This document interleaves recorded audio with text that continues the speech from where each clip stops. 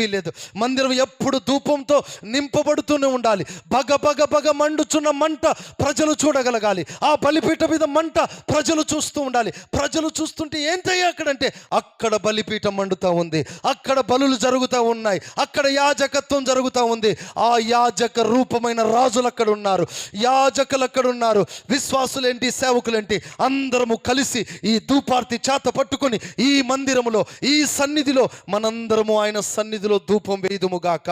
ఇక్కడ మంట మండునుగాక, ఇక్కడ అగ్ని మండునుగాక, ఇక్కడ దాగ్ని మండునుగాక.